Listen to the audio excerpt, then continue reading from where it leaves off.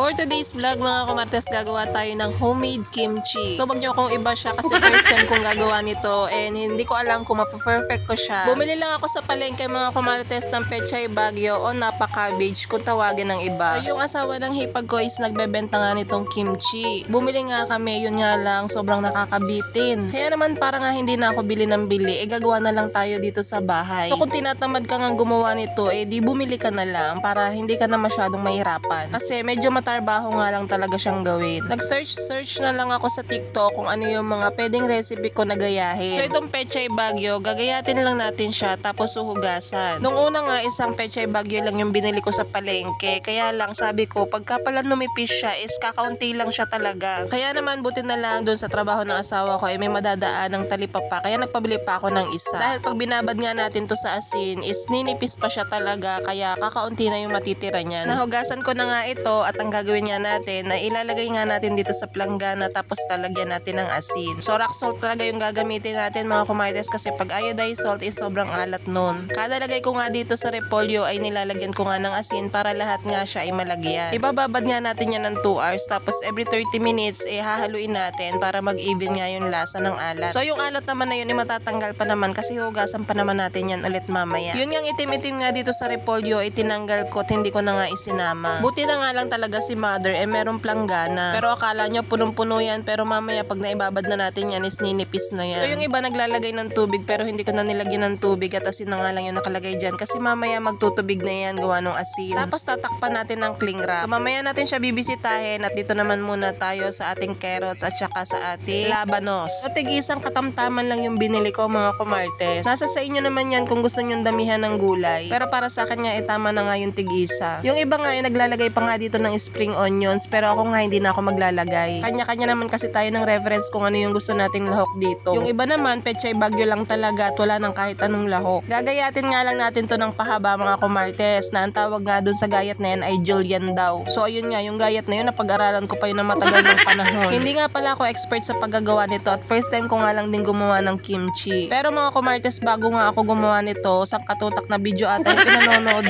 ko. Nagpabili nga din pala ako sa asawa ko ng isang malaking patatas. So kasi yung iba naglalagay ng glutinous flour. So meron kasi ako nakitang recipe na patatas yung inilagay niya instead na glutinous flour. Kaya ito na lang yung aking ilalagay. Itong patatas nga yung magsisilbi natin pampalapot. Ang gagawin nga lang natin dyan is ilalaga natin hanggang sa lumambot. So habang nakasalang yung patatas ko, iniready ko na nga itong ibang ingredients. So dito nga nagprepare na nga ako ng luya, isang buong bawang, tapos 2 sibuyas, pwede ring white onion. Tapos meron ako ditong isang peras, yung iba naman ang inilalagay nila apple. Depende naman sa inyo yun. At ayan, ito yung magkakasama at i-blender na nga natin to mga kumarites. Buti na nga lang meron akong ganito kasi wala akong food processor. So dito natin to ilalagay tapos igigiling lang natin yan para madurog. So ayan, ayun yung ating magiging piece. Yung iba naglalagay pa nga dyan ng parang hipon na maliliit. Shrimp paste kung tawagin. So ako nga hindi na ako maglalagay nun. Tapos itong patatas nga ay malambot na. Naglagay lang ako ng konting tubig tapos dudurugin natin. Para nga mas pino siya, inilagay ko na nga lang din dito sa blender. So hindi ko nga pala na videohan na nilagyan ko nga pala yan ng 1/4 cup na patis. Tapos talagyan ko nga din pala ng sesame oil. Tapos kung medyo nakukulangan pa kayo sa alat, pwede naman kayo mag-adjust ng lasa mamaya. Tinikman ko na nga yan mga kumartes at okay na nga para sa akin yung lasa at isasalin na natin dito sa ating mixing bowl. At ayan, ready na nga yung paste natin. So hindi nga to magiging kimchi kung wala nga nitong gochugaru. Na-order ko nga lang din pala to sa Orange app at ilalagay ko na nga lang yung link nito dyan sa comment section. Dito nga itansya na nga lang yung gagawin natin kasi depende naman yan sa inyo kung gusto nyo mas maanghang, pwede nyo dagdagan pa. Ako nga sabi ko nga sa inyo hindi ako masyadong panang sobrang anghang kasi hindi ko na-enjoy yung pagkain pag sobrang hanghang. Pero kung saan ako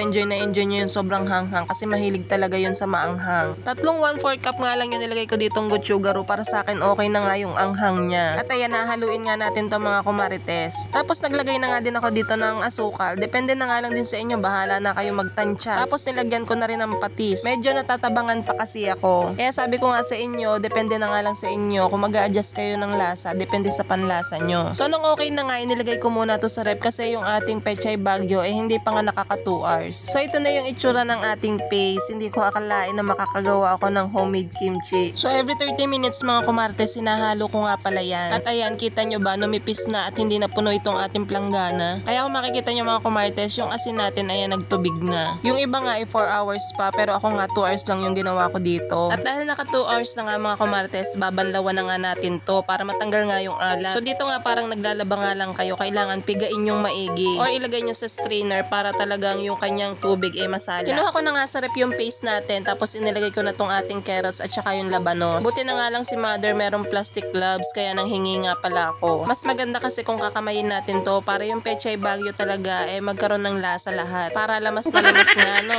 So haluin lang nating maigi mga kumartes para lahat nga magkaroon ng lasa. So kumuha nga lang ako ng Tupperware na may takip at dito natin ilalagay itong ating kimchi kasi 2 days or 3 days pa natin yan bago makain. Kasi dadaan pa nga yan sa fermentation. Kasi kung mapapansin nyo yung kimchi maasim, para lang din kayo nagbuburo ng mustasa. Yung iba nga hindi mahilig dito kasi mabaho daw. So same lang ng mustasa, parang ganun. Yung iba ayaw kumain nito pero masarap siya. Kaya yan sabi ni Kurt, wag daw kami magpapawala nito. Masarap kasi siyang i-partner sa mga pritong isda. Tapos nakakagana talagang kumain kapag ka merong ganito. Syempre hindi yan mawawala sa mga sangyupan kasi ginagawa nilang side dish yan. Nilagyan ko nga yung ibabaw ng cling wrap para daw maiwasan yung pamumuo ng amag. So ganito kasi yung nakikita ko sa mga video kaya ginaya ko na lang. So ilalagay muna natin to sa rep mga kumartes at tikman natin after 3 days.